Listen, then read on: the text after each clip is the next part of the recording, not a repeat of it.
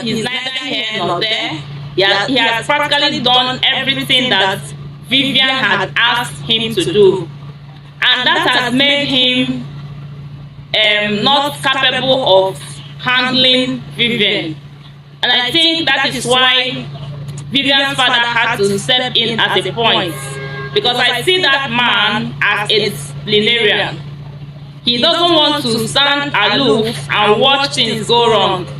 Vivian is stubborn and everything, just like Ben said. And the influence of her mother even makes the situation worse.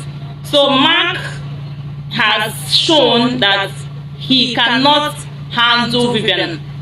Otherwise, how do you explain a man that his wife slept outside her matrimonial home, was not in her parents' house? I mean, how do you explain that Mark is even busy trying to stand up for Vivian instead of asking her where she is coming from?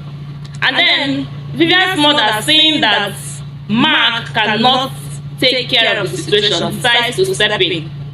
But I think that there are other ways that Vivian's father would have handled the situation. Instead of beating Vivian like a child, Vivian doesn't answer to him anymore. Vivian is married to Mark. So there are other ways that he would have, used to bring Vivian back, to discipline Vivian and bring her back to her senses, instead of beating her mercilessly like a child in the presence of her husband. I know in Igbo culture, in our African culture, it is disrespect to the man, beating his wife like that in his presence. He has just disrespected Mark. And the insults that he throws at Mark, what kind of man is Mark? He calls Mark useless, he calls Mark stupid, he calls Mark all manner of names. And it's okay for Mark. I don't understand it. That's the high rate of disrespect, And that aside, I want to also talk about the character of Helen. Helen is, in fact, one of the best characters, as much as I know, in that series. She's always there. She's very smart. She knows when to move. She's the one that can fight. She's the one that can put Vivian in her place. She's the one that goes a step ahead of everybody. Look at how Uju is murdered in cold blood, and nobody in the family is even aware. Only Helen is aware of the fact that Uju is dead. And I like her courage. She tells Ben, Uju said to me that she should protect the family, especially Mama. And now that Mama is in the village, she can't leave anything to chance.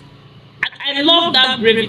She can't leave. For me, when I saw Vivian eavesdropping on Mama and Ben's conversation, I became scared for Mama. I became scared for Mama because Mama's life is not safe. Traveling all by herself to the village to get their uncle. I mean, Mama is not safe. So that decision that Helen took to go get Mama is what saved Mama.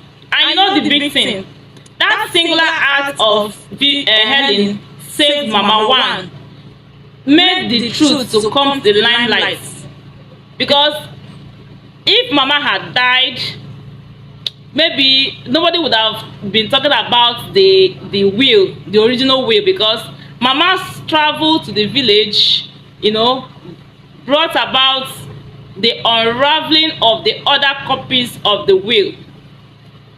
And now Mark has 24 hours to leave the house.